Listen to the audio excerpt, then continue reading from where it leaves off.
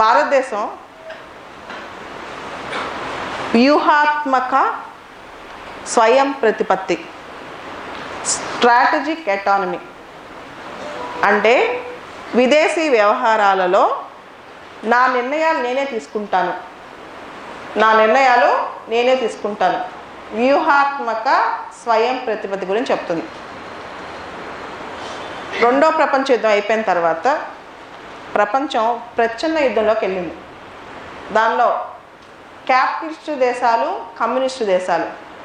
Capitalist దేశాలకి America, communist దేశాలకి Soviet Russia.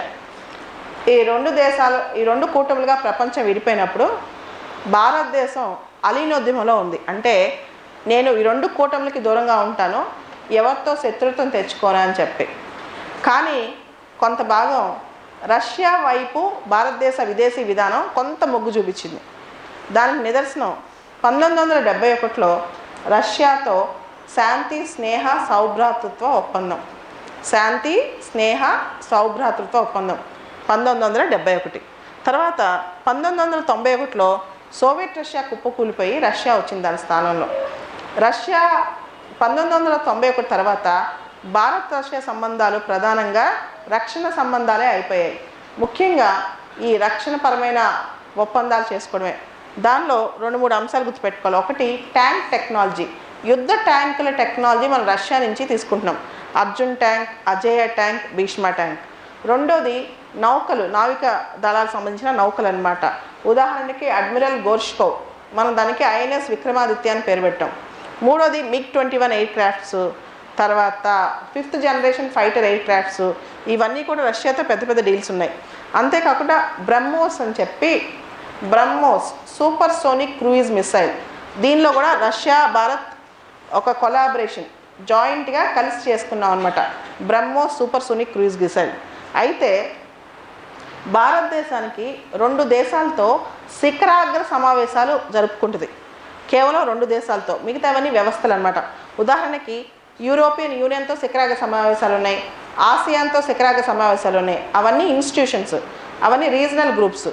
కానీ దేశాలతో సంబంధం పెట్టుకోవడం జపాన్తో, రష్యాతో మనకి శిఖరాగ్ర సమావేశాలు కల్పించేంత మంచి సంబంధాలు ఉన్నాయి. 19వ శిఖరాగ్ర సమావేశానికి రష్యన్ ప్రెసిడెంట్, రష్యా రాష్ట్రపతి పుతిన్ ఇండియాకి వచ్చారు. 19వ శిఖరాగ్ర సమావేశం. అయితే ఈ 19వ సమావేశంలో ఇష్యూ ఏంటంటే, ఆల్రెడీ ఇప్పటికే 2 సార్లు ఈ సంవత్సరంలో భారతదేశం ప్రధాని ఆల్రెడీ రష్యా రాష్ట్రపతిని కలిశారు. ఏ సందర్భాల్లో? ఒకటి, ఇన్ఫార్మల్గా మనం సోచీలో ఒక సదస్సు జరుపుకున్నాం. రెండోది బ్రిక్స్ సదస్సులో కూడా కలిశారు.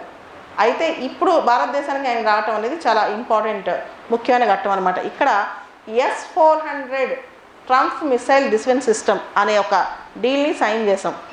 దీని యొక్క రేంజ్, ఈ S-400 యొక్క రేంజ్ 400 కిలోమీటర్లు. 400 కిలోమీటర్లు ఉన్నదాన్ని ఎంతవరకైనా అటాక్ చేయగలదనమాట. ఆల్రెడీ ఇది ఈ S-400 డీలు చైనాతో రష్యా చేసుకుంది. 2014లోనే చైనా మొట్టమొదటిసారిగా రష్యాతో ఈ డీల్ చేసుకుంది. మొట్టమొదటి దేశం ఈ అమ్మటంలో రష్యాకి చైనా అనమాట, S-400 డీల్స్. సో చైనా దగ్గర ఆల్రెడీ సిస్టమ్ ఉంది. మనందరికీ తెలుసు భారతదేశానికి చైనా నుంచి థ్రెట్ ఉంది, పాకిస్తాన్ నుంచి థ్రెట్ ఉందని. కాబట్టి ఈ డీల్ అనేది ఉందన్నమాట. అయితే ఇక్కడ క్వశ్చన్ ఏంటంటే, S-400 డిఫెన్స్ సిస్టమ్ కనుక ఇండియా సైన్ చేస్తే అమెరికా నుంచి మనకు ఆంక్షలు వచ్చే అవకాశం ఉంది. దానికి కారణం అమెరికాలో ఒక చట్టం ఉంది, దాని పేరు CAATSA, CAATSA, countering American adversaries through sanctions act. మనకి కాట్సా అని ఒక చట్టం ఉంది, countering American adversaries through sanctions act. అయితే ఈ కాట్సా ఎవరైనా అమెరికాకి శత్రు దేశాలతో, ఉదాహరణకి నార్త్ కొరియా కానీ, ఇరాన్ కానీ, రష్యా కానీ, వీళ్ళతో ఎవరన్నా రక్షణపరమైన సంబంధాలు పెట్టుకుంటే కాట్సా వర్తిస్తుంది అనమాట. అమెరికా ఆల్రెడీ భారతదేశానికి చెప్పింది, నువ్వు S-400 డీలు రష్యాతో చేసుకోవద్దు అని అమెరికా ఇప్పటికే భారతదేశానికి చెప్పడం జరిగింది. అయినప్పటికీ భారతదేశం మాకు వ్యూహాత్మక స్వయం ప్రతిపత్తి ఉంది విదేశీ నిర్ణయాలలో, ఎవరి మాట మేము వినక్కర్లేదు అని చెప్పి భారతదేశం గట్టిగా ఈ డీల్ చేసుకుందనమాట. అయితే ఇక్కడ 2-3 విషయాలు గమనించాలి. అమెరికాలో ఒక చట్టం ఉంది, నేషనల్ డిఫెన్స్ ఆథరైజేషన్ యాక్ట్ అని.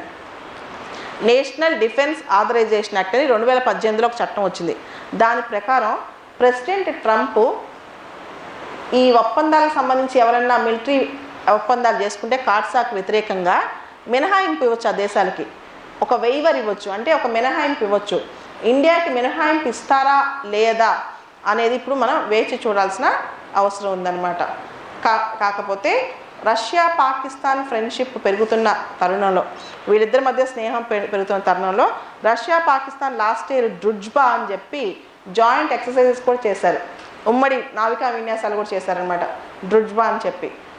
ఇవన్నీ పెరుగుతున్న తరుణంలో భారత్ రష్యా సంబంధాలు ఇప్పుడు చాలా ముఖ్యమైనవి. ఈ విజిట్ అనేది పుతిన్ భారతదేశానికి రావడం అనేది మనకి చాలా ఇంపార్టెంట్ విషయం. మనందరం దీని గురించి గుర్తుపెట్టుకోవాల్సిన అవసరం కూడా ఉంది. ఓకే.